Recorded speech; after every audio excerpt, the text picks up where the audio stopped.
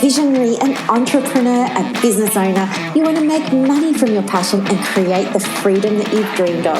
But it's slow. The income is slow, the impact is slow, and the freedom is slow. And here's the kicker. You've actually never been busier. You're working longer than ever, burning through daylight, and your family have forgotten who you are.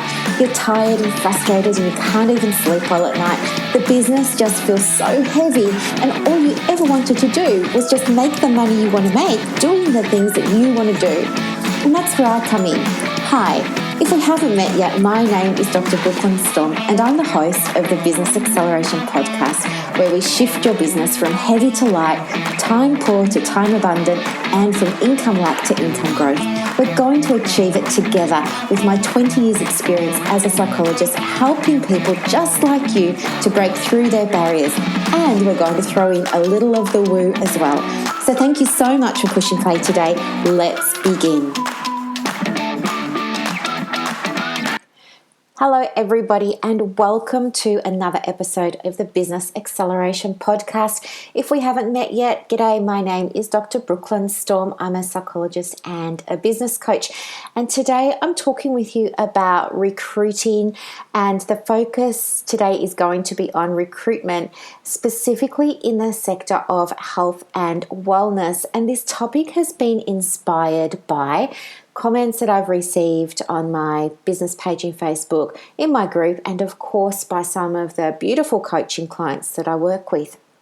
So one of the things about business is when you do start to achieve your goal of increasing your income, it then allows you to work towards other goals as well. And that includes scaling the business or scaling the practice.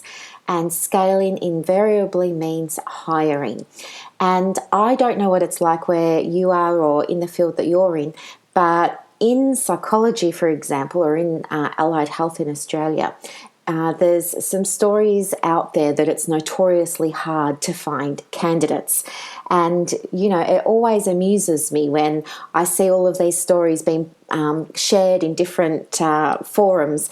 Everybody has some experience where they've put up an ad and they haven't had respondents and things like that. So I thought, let's try and understand a little bit more deeply about what's going on with recruiting in the health field in Australia. So I think the first thing really is to understand that when you're a health practitioner, you might be really great at your job. You might be very passionate about it. You're absolutely loving it. And guess what? Your diary starts to get fully booked. And once it gets fully booked, then you start to create a wait list. You also have a cancellation list. And then eventually the time comes where you realize that you're tired, you're not able to manage all of the work, and that you're actually going to need some help. And for a lot of new private practice owners, this is when the realization happens that they're going to have to start recruiting.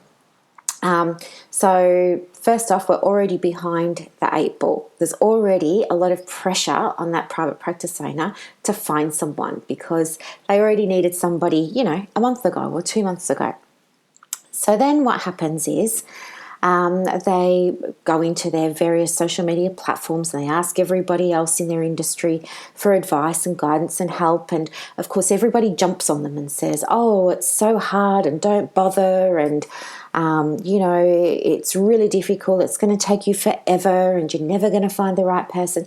And I guess for somebody who's inexperienced with recruitment, and who's seeking advice and seeking help, they're very open to hearing all of these stories. And because there's such a plethora of them, what has happened for some clients that I work with is they've internalized other people's stories as their own. And they're now, before they've even put up an ad, they're now already telling themselves, it's going to be hard, it's going to take me forever, I'm not going to find the right person.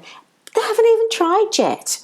Okay, now when we're working from an energetic perspective, when we're thinking about things like what we put out, we get back, what do you think having an attitude of this is going to be hard, it's never going to work, I'm not going to find the right person, what do you think is going to come back to you if you start your recruitment from that mindset, you're going to get no responses, or you're going to get low quality candidates. You're going to get candidates that perhaps don't even have working rights for your country. You're going to have candidates that aren't qualified.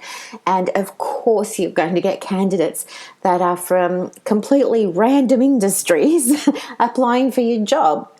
And so we want to stop that from happening. And so, the first thing to really do before you start recruiting is to understand what your beliefs are about hiring somebody. Have a think about, why do you need somebody? What are your expectations? What do you believe about the recruitment process? What have you heard, and are you going to choose to take those other stories on or not? Okay. The thing is that recruiting itself is not hard. I think what happens is, in my experience, 20 years in psychology and also working with, private practice owners as coaching clients, is that just nobody's ever really taught them how to recruit properly. What happens is they ask peers for advice. Those peers have done a bad job of it, and, haven't got the results that they really wanted to get. And so they're very willing to be vocal and verbal about their experiences. But I think if you're given the right training in terms of how to recruit the right staff member for you, then of course you're going to have a much better chance of getting the right person. So I'm going to give you some of the tips, not all of them, but some of the tips that I share with my coaching clients or private practice owners that have worked for them, and hopefully you can get some of these things to work for you too. So the first thing, of course, is you want to set aside some time for yourself, and where you can have peace and quiet, and you can just enjoy the process of thinking about the difference that this person is going to make to your business. Think about whether or not having this new person is going to free up time for you, whether or not this new person is going to help bring more clients into the business. Think about the personality of this new person that you want to join the business. Think about the contributions that they make. Think about how well you get along with them. Think about what clients say about them after a session. Do clients come out of the consultation room and say, wow, that was amazing, or wow, I really connected with him or her? Start thinking about those sorts of things, okay? The next thing to do is to write that out. So just free write. It's just stream of consciousness writing. Just write it all out. All of those things that you imagine, you fantasize about with this new person on your team, okay? And then what you're going to do is not look at ads that other people have put up. Do not look at advertisements that your peers have been putting on various job search sites. I'll tell you why. Number one, when you're inexperienced with recruiting, you're going to be looking for templates. You're going to be looking for processes and guidance. And number two, you already know that those people who put those ads up didn't get good responses. So why would you copy them? Okay, do not use them as a template, because if those people didn't get good outcomes, guess what? You're not going to get a good outcome from it either. And then you will subscribe to the story that it is hard to recruit somebody. Just don't do it. You're going to do your own thing, and it's going to feel good, and it's going to feel aligned. And yes, it's going to be different to what everybody else is doing, but that's what we want. So anyway, you've got your sheet of paper and you've written out your stream of consciousness writing about all the wonderful things with this candidate, and then that is going to become your advertisement. It's that simple. There are more steps to this, and we go a bit deeper than this with the coaching, sort of one-to-one, but this alone is enough to start to get you seeing applications coming through that are more aligned with your practice, that are more aligned with your team, that are more aligned with your vision and your values for your beautiful business, okay? When you've got the right person on board, what's going to happen is you're going to increase your income, your bottom line is going to increase, and you're going to be able to increase the impact that you have. And impact is a word that's been thrown around a lot lately online, but and offline as well, but impact really just means, I guess, when we all got into health and wellness roles, it was mostly because we wanted to be able to help people. We wanted to help people feel better. We wanted to help them feel healthier, to live fuller, more productive, more fulfilling lives, and to, feel that sense of happiness and joy within themselves again.